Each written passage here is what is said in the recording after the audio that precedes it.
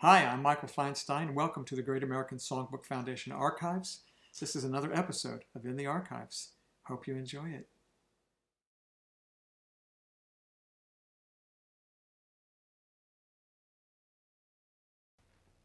Hi everyone, welcome to the Songbook Library and Archives, and it is a great time of year because it is Tony season for you musical theater lovers, and we have a great expert here with us today, Dominic Broomfield-McHugh, who is here to talk about musicals and taking a trip down memory lane with shows that have won Best Musical at the Tony Awards, right? So we thought we'd look at the first 10 years of the Tony Awards, which were established in 1949 with the show Kiss Me Kate, which opened at the very end of 1948. And what's interesting is that nowadays people get very uncomfortable about the idea of the golden age of the Broadway musical because it suggests some kind of superiority. But at the very least, when we look at the titles in front of us, we can see that there is at least a richness about this period. It was fun. There's lots of enduring musicals here. They may not be superior, they may be problematic, but still we can see how many important shows and enduring shows opened in this period and won Best Musical. So we start with Kiss Me Kate, the Shakespeare adaptation by Cole Porter, and we've pulled So in Love, this beautiful romantic ballad that he wrote for it. Nothing like Kiss Me Kate. Absolutely. And then we move to one of your favourites, Rodgers and Hammerstein. South Pacific. South Pacific, their first collaboration with Mary Martin, who then later went on to appear in The Sound of Music. And both of the Rodgers and Hammerstein shows written for Mary Martin won Best Musical. Aha, there's a trend.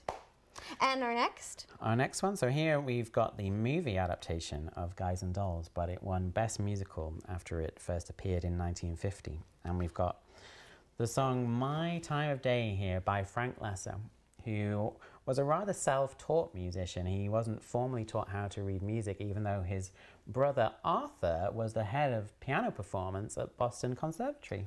Interesting. Yeah. Who knew? Who knew? We're back Shall we dance? We could do. From?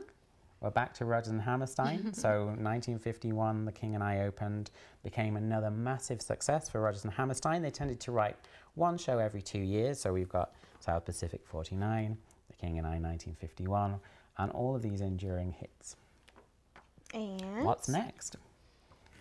Here we have Wonderful Town, which brought back together the team of Leonard Bernstein, Betty Comden and Adolph Green, who'd worked together previously in the 40s on the show On the Town, also set in New York. And what's interesting about this show, and curious about the fact that it won Best Musical, is that they had only about a month in which to write the score for this show, because Leroy Anderson, who's known for writing the Christmas song Sleigh Ride, wrote a whole other score for the show, which was kind of, he was sacked, basically. And so these guys were brought in at the last minute to throw together this Tony Award-winning score. I learn something new every day with you, Dominic.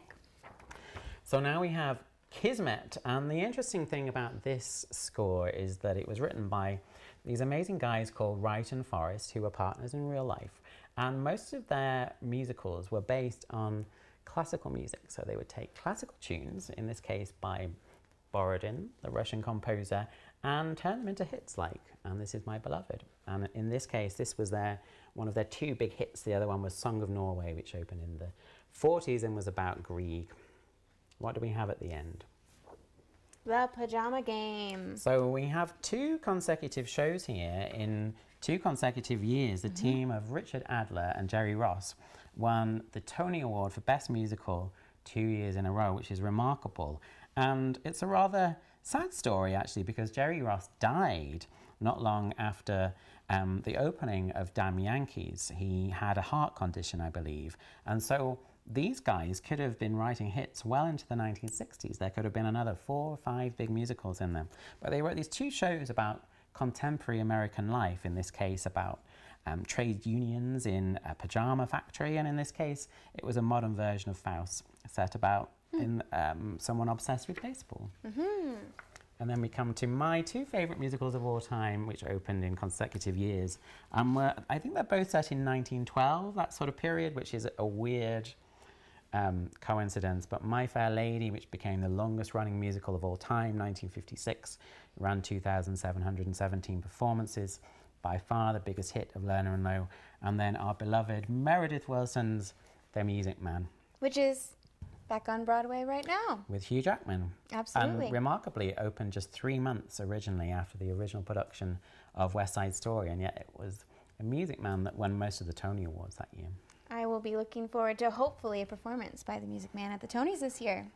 Fingers crossed.